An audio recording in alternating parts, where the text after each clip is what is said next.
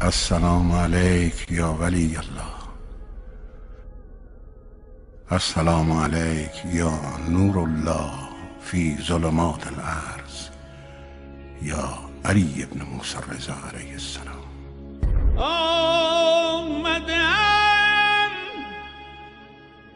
حارث حمدانی کی ایک تو یہ خاصیت تھی، دوسری خاصیت جو ظاہر ہے کہ بہت امپورٹنٹ تھی، اس سے زیادہ امپورٹنٹ وہ یہ کہ امام کے عاشق تھے، انتہائی عاشق۔ ایک واقعہ بہت نفیس واقعہ بیان کرتے ہیں، کہتے ہیں کہ دوپہر کا وقت تھا، بہت سخت گرمی تھی۔ اب پتہ نہیں وہ حجاز میں جو گرمی پڑتی ہے وہ ابھی بھی کم نہیں پڑتی، اس زمانے میں اس وقت کیا گرمی پڑ رہی ہوگی کہ بہت سخت گرمی تھی، اور امیر المومنین کے گھر تشریف لے آئے حارث حمدانی۔ دوپہر کے وقت میں، سخت گرمی کے وقت میں جب لوگ گھر سے باہر نہیں نکلتے، وہ امیر المومنین کے گھر پر آئے۔ امیر المومنین نے پوچھا کہ تم یہاں کیوں آئے ہو؟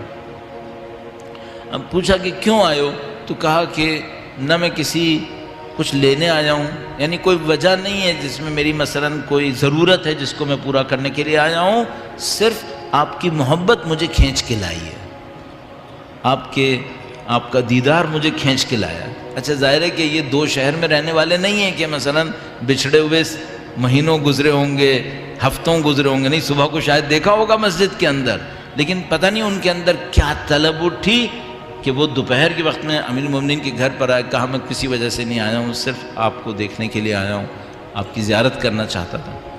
امیر المومنین نے اس موقع کے اوپر ایک روایت ارشاد فرمائی، بہت تاریخی روایت۔ امیر المومنین نے فرمایا کہ اگر تم صرف اس محبت میں میرے پاس آئے ہو کہ مجھے دیکھنا چاہتے ہو تو میں 3 جگہوں پہ تمہارے پاس آؤں گا، 3 جگہوں پہ میں تمہارے پاس آؤں گا۔ ایک اس وقت جب تمہاری سانسیں حنجرے پہ پہنچی ہوئی ہوں گی، جب تم لبے مرگ ہوگے میں تمہارے پاس آؤں گا۔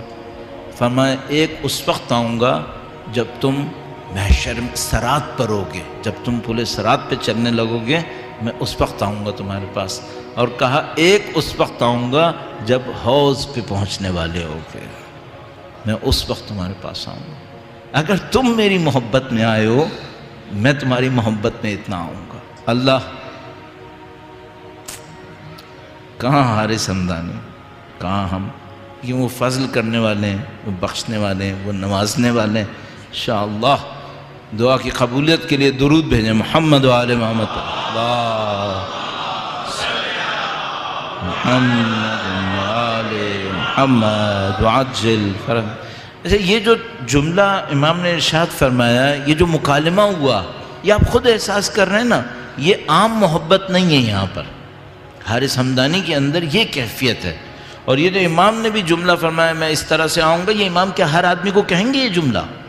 ہر آدمی کو یہ راز بتائیں گے کہ ایسا ہونے والا ہے؟ بہت سارے لوگ نااہل ہیں، وہ اس کو سن ہی نہیں سکتے، سمجھ ہی نہیں سکتے۔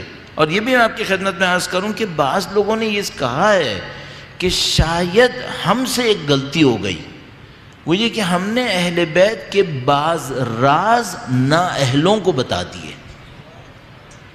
یہ جو بعض کہتے ہیں علماء کہ یہ جو معاشرے کے اندر خرابی آئی ہے، ایک وجہ کیا تھی؟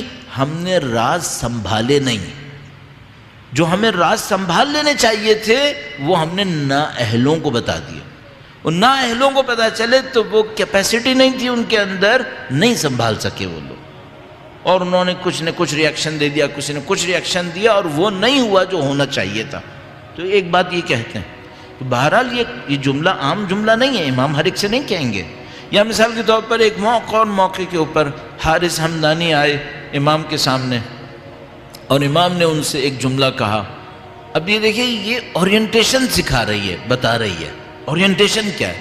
امام نے ان کو دیکھا اور کہا کہ اس طرح سے فرمایا کہ اے حارث، بعد میں کمیت اسدی بہت بڑے شاعر تھے اہل بیت کے چاہنے والوں میں، انہوں نے امام کا یہ فرمان شعر میں بنا دیا، تو وہ ڈاکومنٹڈ ہو گیا اور شعر بڑا مشہور ہو گیا۔